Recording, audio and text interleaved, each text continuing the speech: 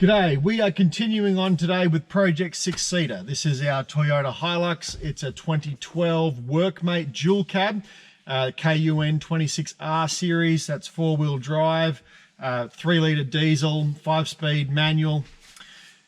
So the big advantage with this ute is if you have a need for that. If you've got 4 children, it is squishy in here, but you can legally put 6 people in it because it comes with a front bench seat, already complied as a 6-seater. But these things are bare bones, absolutely bare bones. You're getting no features with this thing at all. So you've got windy windows, you've got manual mirrors, you've got, a vinyl steering wheel, you've got no cruise control, nothing. It's absolutely bargain basement. You don't even have central locking, let alone remote central locking. So one of the things we're doing in this project is we're trying to make this thing a nicer thing to live with. Try and bring it up a little bit from, your absolute bare bones poverty pack. So one of the things we've first done is we've fitted out, this is our leather steering wheel that we saw in our reconditioned video. It's come up very well. It still does have a little bit of noticeable wear, but it came up absolutely wonderfully. So fitting a steering wheel is not too hard. Disconnect your battery, leave it for a while. Come back, try your ignition, hopefully everything's dead. That's fine. You take the 2 panels off. There's one here, there's one on the other side. Just flick them off. And inside there's 2 Torx keys. Your torque bit in there, undo that. Airbag comes out. There's a connector at the bottom of it, and then you undo the catch, pull that out. Undo the nut. There's only one connector that goes to the clock spring on the standard Workmate wheel. You unplug that, take your airbag away, and then get a steering wheel puller and put that in the mounting holes, pull the steering wheel, get that off. And then what we've done there is it's not just the leather wheel that I wanted. So this is a leather wheel, far nicer to hold. This has really come up quite well. If you watch the previous video regarding reconditioning the steering wheel, we did exactly as we described. We cleaned it up. We had to use a little bit of an abrasive product. You want to be extraordinarily careful with that because I have got a mark here that I did wear through the leather a little bit too hard. But I just wanted to get that grease and stuff off that I assume's been come onto the wheel from the wrecker. Put leather dressing on it, or saddle dressing actually. Let it sit, buff that off, cleaned it with boot polish, put saddle dressing on it again, and then that second lot of saddle dressing just soaked into it, so I put it on again, and then again, and then after I'd left it a few days after that and it stopped soaking, that's fine. But I cleaned it off, buffed it again with, put boot polish on it again and buffed it up. And then after fitting it, I've got some Armor All leather, interior leather cleaner, and sprayed that on thickly and then wiped it off. And that's come up quite nice. It's quite nice to hold. The wear is not nearly as noticeable as what it was when I got the steering wheel. But because it does have some wear in it, I am going to have to keep that leather application on it, because once the wear starts, it likes to accelerate. So I'm going to have to keep up with that to keep it in good condition. But that's already a much nicer thing to hold than the vinyl. Call me fussy, but I think leather wheels are there for a reason. It's because they just feel nicer in your hand. They're more tactile. So anyway, putting the wheel, changing just the wheel over is very, very simple. So you just follow that, unplug everything. You're going to have to take if you just want to fit it just the leather wheel, you'll need to swap over the blanks either side of the airbag, swap them over to the new wheel, put the rear plastic cover on, and then put it all on, and then do everything in reverse. In this case, I wanted to not just fit the leather wheel, but I wanted to fit the SR5 steering wheel controls. Because if you've had steering wheel controls and you don't have steering wheel controls, I kind of go, I wish I had my steering wheel controls. So to fit the wheel with the steering wheel controls, it's not just as simple as getting a wheel with steering wheel controls off an SR5. You're also going to need a clock spring. So the clock spring you need a clock spring from an SR5 Hilux, which has 2 connectors. The Workmate only has a single connector, so the utes with no cruise control and no no steering wheel controls, no cruise control, will have just one connector. It's a little narrow connector, that's all it'll have. So you need an SR5 connector, and you'll need one from, this is one from an SR5 with vehicle stability control. This doesn't have vehicle stability control, but that doesn't matter. So you buy that clock spring. I went the cheap version on eBay for literally $9, including delivery. You can buy a genuine one from Toyota, which is over 100, or you can buy the middle of the range ones for say $20 to $50. But I was curious as to how the cheapie you'd go, because you'll soon know if there's a problem, because your airbag light will come on. So to take your clock spring off, you've got there's 2 screws on this plastic cowling here, either side of your indicator stalk. Once you get the steering wheel off, undo those 2 screws, and then you can just separate them. And that's all you really need to do, just separate the cowling. And then 2 plugs at the bottom of the clock spring, and then there's a clip at the top and 2 clips at the side, and you just unclip it and it'll just come out. Very simple. New clock spring you put in place. The new clock spring will have a catch in it that looks like that. That'll be sticking out of the clock spring, and you line your clock spring up as per its instructions and click it into place. And once you've got it all in place, I actually put the wheel on over the top of it, and then before you put the wheel on, you've got to pull that catch out once it's all lined up, put the wheel on, put your center bolt in, and then you're going to have you're going to have an extra plug. You're going to have a wider plug, which is your SR5 plug.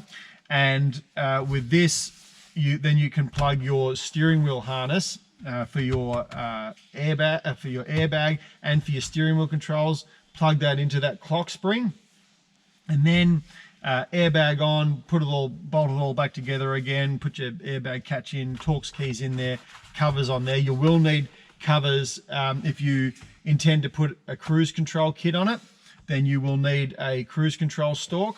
And once you put your cruise control stalk on there, that won't fit the blanks that come with your Workmate. So you're going to need to do that if you want to fit cruise control at some point. So you can buy steering wheel controls off the internet, off various wreckers. You'll find a set of steering wheel controls, and then so you could retain your vinyl wheel and then just buy them for, you'll probably pick a set of steering wheel controls up at a wrecker for not very much, certainly under $50. You can just take your airbag off, take your wheel off, put an SR5 clock spring in, put the standard vinyl wheel back on there, take the blanks off and put these steering wheel controls in there, and then just plug it all in. The steering wheel controls will work with the Workmate airbag. You don't need an SR5 airbag. The Workmate one is fine. All of the airbags are the same for this series, for 2012 onwards. And then, much to my great surprise, once we got that all bolted in, reconnected the battery, turned the key on, much to my joy, the steering wheel controls work with my povo-pack Toyota head unit.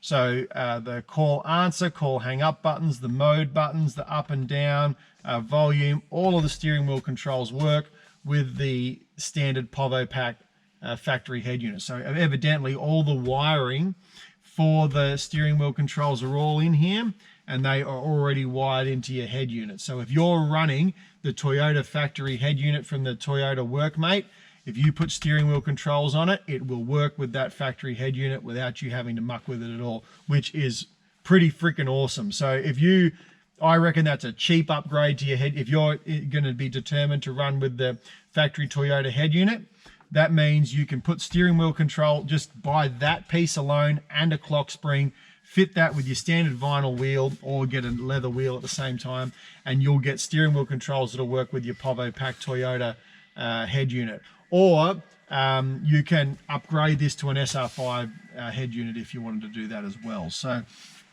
that's a very cheap upgrade to enhance your stereo.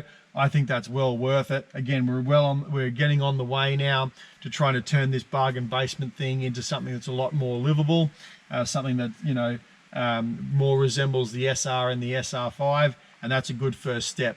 So I'm actually not going to persist with this head unit. I'm going to get another one because I want one with a screen for a reversing camera, because I don't want to put a reversing camera on the dash or in my rear vision mirror. I want it here, which is what I've done with my other utes.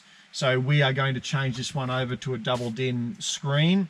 We'll do that in a later video. It's not for today. And in my last 2012 Hilux, I tapped into the wiring and reprogrammed the head unit to match the steering wheel controls, and that's what I'm going to go and do this time again. I know I can do it, and because the wiring is already there, because these are already working, there should be absolutely no issues in that whatsoever in getting that done. So, but that's, you know, if you've got a Workmate, or if you've got a, you know, if you've got an SR Hilux, so my old 2012 SR Hilux is one of the first of that last facelift in the N70s, and it had volume up and down and skip forward, skip backwards and mode. This is an SR5 wheel, so it also has hang up phone call, pick up phone call and hang up, and it also has display. So if you had an SR Hilux and you wanted to get the extra buttons, all you'd have to do is buy these two panels and swap them over, and you'll get that extra functionality if you're running a Toyota head unit, or if you've wired those controls into your aftermarket head unit. Those controls run on the same harness through the clock spring into the dash. So it's just a case of getting those two panels, and then that gives you your extra buttons. So if you've got an SR, you'd have to determine that, you know, the later SRs, the 2015 SRs, get the extra SR5 buttons, but the early ones like my 2012 or the very late my 2011 ones, which are right at the end of the 2011 factory year, they only have mode, skip forward, skip backwards, volume up and down. So if you were really desperate for answer phone call and hang up, you could buy that, and the display button, you could buy that steering wheel, those steering wheel controls from an SR5 and swap them over. That would be easy, but you know, what's 3 buttons worth for you? If you got the controls at a wrecker for $10, you might think that's very, very worthwhile, or you just want something to tinker with. That's something that you can consider. But in any event, for a Workmate, that's a really cheap upgrade, and you don't even need to upgrade your head unit. Your head unit will work with those steering wheel controls. All you need to do is to do this job in the absolute minimum fashion, get the steering wheel controls and the SR5 clock spring, and that's all you need to do. Change those over. Be very careful, because you've got an airbag in play here. You want to be very careful with that. But otherwise, this is a very cheap and easy upgrade for your povo-pack like this one, Toyota Hilux.